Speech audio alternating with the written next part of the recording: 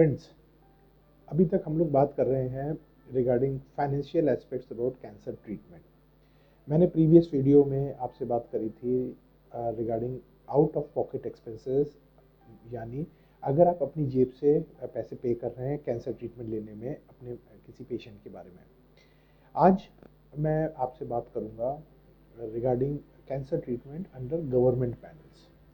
Now, government panels can be central government panels, state government panels और public sector undertakings. Central government panels में ECHS, CGHS and paramilitary forces common है। इसी तरह respective state governments के अपने अपने panels हैं and PSUs like SAIL, BHEL और HAL, इन सब के भी अपने panels हैं। ये पैनल्स में ट्रीटमेंट आइदर रीइंबर्समेंट बेसिस पे होता है या फिर ऑन क्रेडिट बेसिस पे। दैट मीन्स आपको पे ना करना पड़े। Now important thing to understand is ये सारे government panel, all government panels की billing costing is governed by the CGHS letter dated 2015।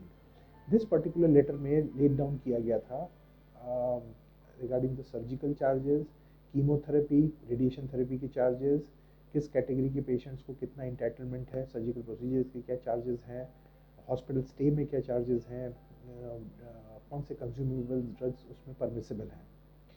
So all set and done, CGHS का ये letter 2015 which is available on the net governs the cancer treatment in all the government panels, whether they are central government, state government और the PSUs.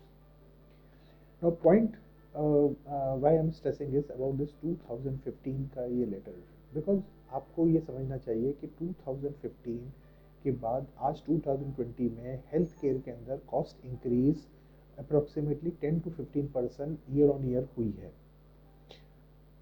However the government ने जो rates 2015 में जो बनाए थे वो उनको रिवाइज नहीं किया है। That is the reason you may find that some of the बड़े corporate hospitals, some of the big hospitals do not like to take panel patients. Either वो panel completely refuse कर देते हैं, वो अपने को disempanel करा लेते हैं, या फिर उनके पास empanelment तो होता है but they say कि उनके पास beds नहीं है। So that is one major drawback जो आप face कर सकते हैं। Number 2, एज आई सेड कि ये रेट्स 2015 में फिक्स किए गए थे। उसके बाद बहुत सारी एडवांस टेक्निक्स आई हैं, both in surgery like in robotics आई है, इन कीमोथेरेपी आपके पास टारगेटेड थेरेपीज आई हैं, एंड इन रेडिएशन में we have got SBRTs and now even proton therapies. Now these are very advance technique, very expensive techniques.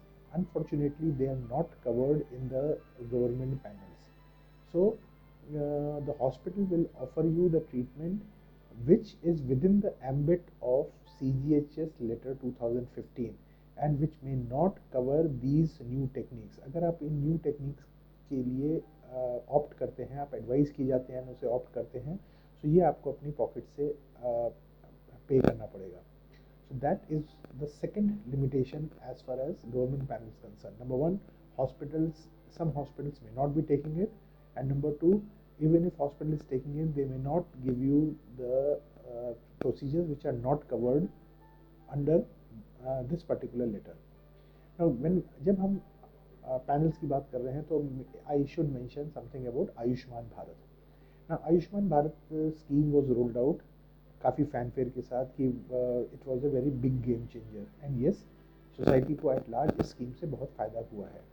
Unfortunately this is not true for cancer treatment. Ayushman Bharat के अंतर्गत cancer treatment के rates बहुत ही poor हैं, इसलिए most of the cancer center do not provide cancer treatment under Ayushman Bharat scheme. उसमें to give you an idea, the surgical charges इतने poor हैं कि सर्जरी की कॉस्ट और कंज्यूमेबल्स की कॉस्ट कवर नहीं होती। कीमोथेरेपी के चार्जेस इतने कम हैं कि स्टैंडर्ड कंपनीज की स्टैंडर्ड ड्रग्स नहीं दी जा सकती हैं, कोई लोकल मेड ड्रग्स ही दी जा सकती हैं, और वो भी बहुत कम सेंटर्स ट्राई करते हैं। रेडिएशन, यस, रेडिएशन के रेट्स जनरली जो प्राइवेट रेट्स हैं उससे थोड़े कम होते हैं, तो रेडिएशन फिर भी आयुष्मान भारत के अंडर ऑफर कर दी जाएगी, बट सर्जरी एंड कीमोथेरेपी नहीं की जाएगी। सर्जरी एंड कीमोथेरेपी के लिए आपको अपनी जेब से भरना पड़ेगा, पैसे देने पड़ते हैं। रेडिएशन आपको आयुष्मान भारत के अंतर्गत मिल जाती है। The next video I will talk about is, अगर हम कैंसर ट्रीटमेंट इंश्योरेंस के अंडर हम कराते हैं, just giving you a broad idea, insurance can be either third party insurance, that is third party like some Raksha TPA उसके अंतर्गत हो रहा है, या फिर आपने डायरेक्टली अपने इंश्योरेंस आपने किसी कंपनी से खरीद रखा है, या फिर आपकी कंपनी आपको खुद इंश्योरेंस प्रोवाइड करती है। But that is a topic for my next video. Thank you.